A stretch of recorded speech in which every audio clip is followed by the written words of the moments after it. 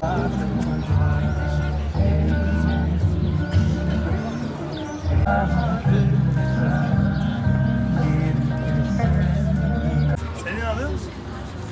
Bak senin kızım. Senin? Merhaba. Berkat, bunun ne senin? Senin adın ne kızım?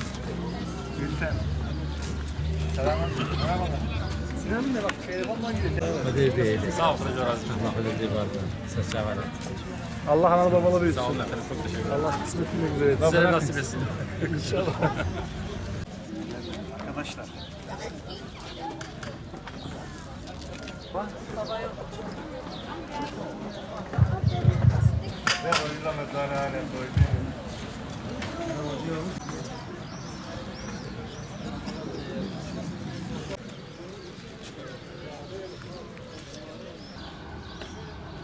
بسم الله الرحمن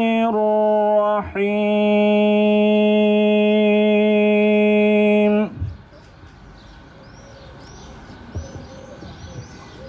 أقم الصلاة لدلوك الشمس إلى غسق الليل وقرآن الفجر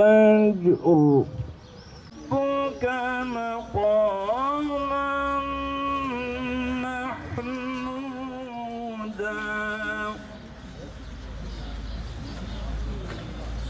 وقل رب أدخلني مدخل. Bizler yetim bir peygamberin ümmetiyiz. Dinimiz yetimlik konusunda çok büyük bir önem vermiştir, değer vermiştir.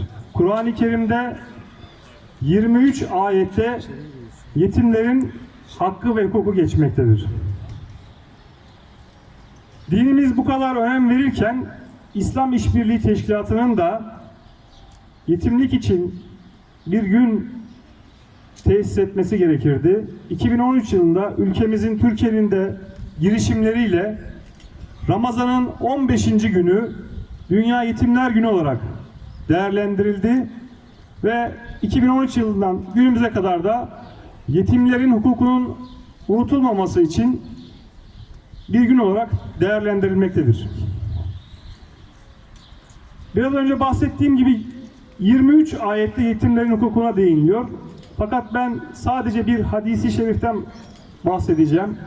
Ondan sonra vaktimiz daraldı zaten. Bu güzel iftarımızın destekçisi, iş adamımızı, hayırseverimizi huzurlarınıza çağıracağım.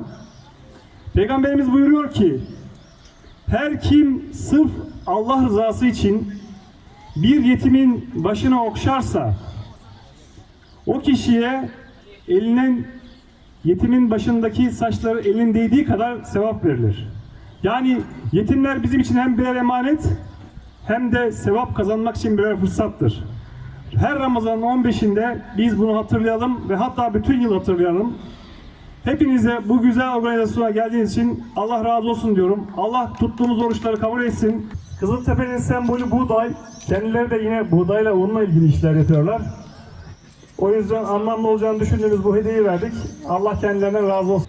Elhamdülillahillezî at'amena ve sakana ve cealena minel muslimin. Ya Rabbel Alemin, bu mübarek Ramazan ayının ortasında Kaymakamlığımızın düzenlemiş olduğu iftar programında bir araya geldik. Ellerimizi dergâh-ı uluhiyetine açtık. Niyazlarımızı kabul eyle. Rahmetini ve inayetini ülkemizden, milletimizden, insanlarımızdan esirgeme ya Rabbi. Allah rızası için El Fatiha.